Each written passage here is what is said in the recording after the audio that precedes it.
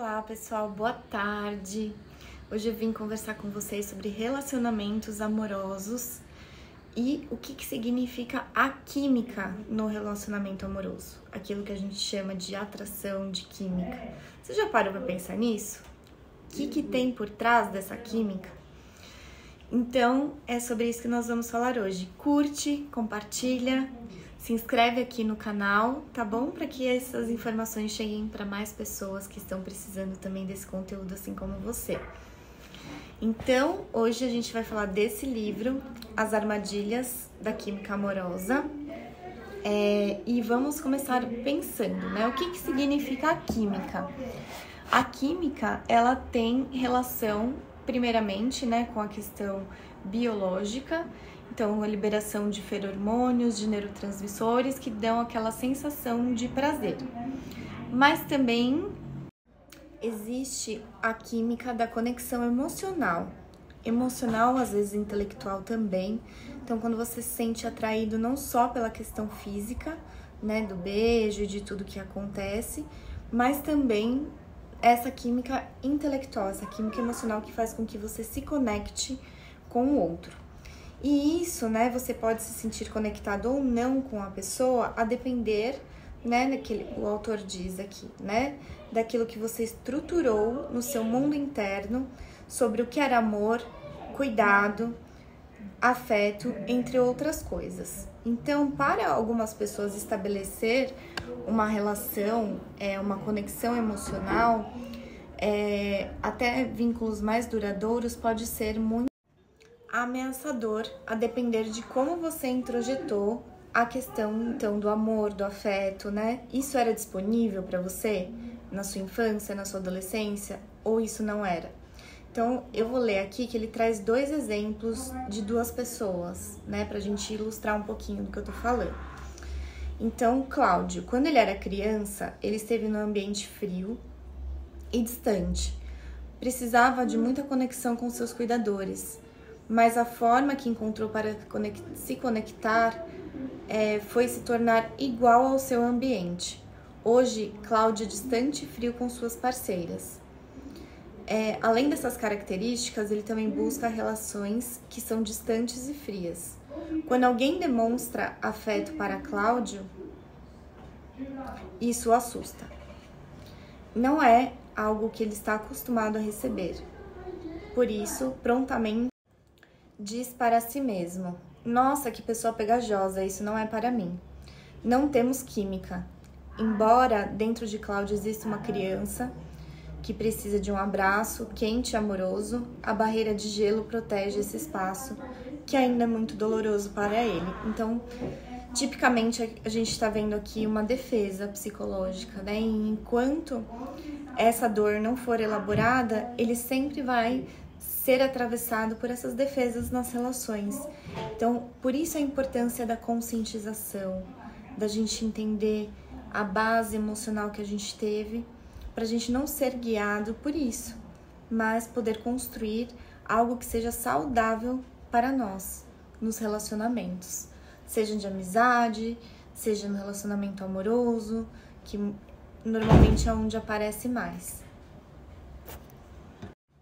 Vamos ver outro exemplo. Outro exemplo pode ser visto com Stephanie. Ela presenciou desde cedo a instabilidade nas relações com seus cuidadores.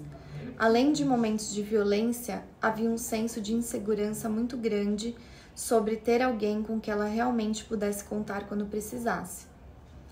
Hoje, nos relacionamentos, sem perceber, busca relações que ativam essas mesmas sensações que já foram dolorosas para ela.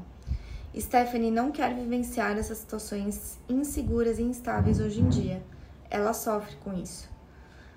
Ela tenta ser o melhor na busca de conexões, mas essas conexões falham constantemente, ativando a dor da Stephanie e fazendo com que ela tenha que se derramar emocionalmente na busca de contato, enquanto suas parcerias são instáveis e não seguras.